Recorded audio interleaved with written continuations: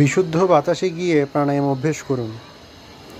আমি আগের ভিডিওতে বলেছিলাম যে প্রাণায়ামের নিয়ম হচ্ছে 1:2, অর্থাৎ 1:2।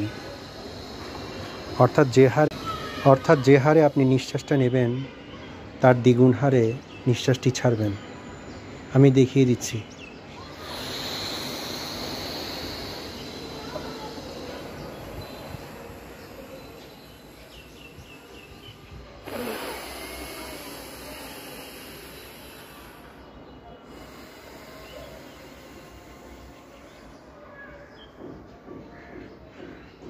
এভাবে বিশুদ্ধ বাতাসে গিয়ে প্রকৃতির সান্নিধ্যে গিয়ে প্রাণায়াম অভ্যেস করুন।